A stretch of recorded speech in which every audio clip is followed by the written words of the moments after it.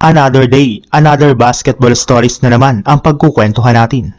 At ngayon nga ay pag-uusapan natin ang balitang paglipat ng Minnesota Timberwolves sa Eastern Conference at ang balitang may bagong player nga na po ngayon, ang Golden State Warriors. Ayon nga po sa labas na balita, binabalaka na nga na po ng NBA na magdagdag ng at least 2 pang kupunan sa loob ng liga sa mga susunod na taon, katulad na lang ng pagbabalik ng Seattle at ang pagsali ng Las Vegas. At dahil nga po magdadagdag sila ng 2 team na parehong nasa West, ay kailangan nga po ng NBA na maglipat ng 2 ring team mula sa West papunta sa Eastern Conference. At kabilang nga po sa pinag-iisipang team na posibleng ilipat ni NBA Commissioner Adam Silver sa East ay ang Minnesota Timberwolves, Memphis Grizzlies at ang New Orleans Pelicans.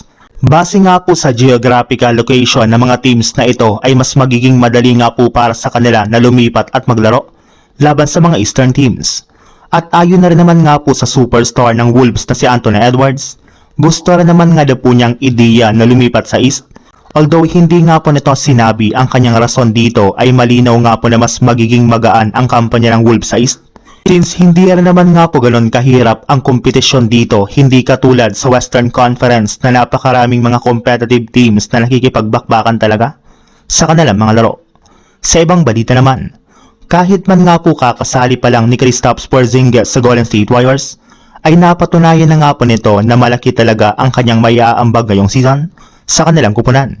Hindi na rin naman nga po naging problema sa team ang kanilang frontcourt gayong nakakasabay na nga po sila pagdating sa rebounding at depensa. Ang problema na lang naman nga po nila ngayon ay ang kakulangan nga po nila ng isang trendy player sa kanilang lineup.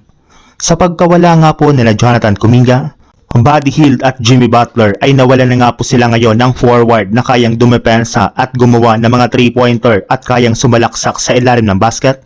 Kaya ito na nga po ang kinakailangan na makuha ng Jazz sila sa mga susunod na araw. Meron pa na naman nga po silang natitirang isang bakanting pwesto sa kanilang lineup. Ang problema lang since kakaunti na lang naman nga po ang mga available na player sa buyout market ay limitado na lang naman ang kanilang makukuhang player dito. At kabilang nga po sa mga manlalarong posible nga po nalang makuha ay sina Lonzo Ball, Chris Boucher, Eric Gordon, George Niang at maging si Dario Saric.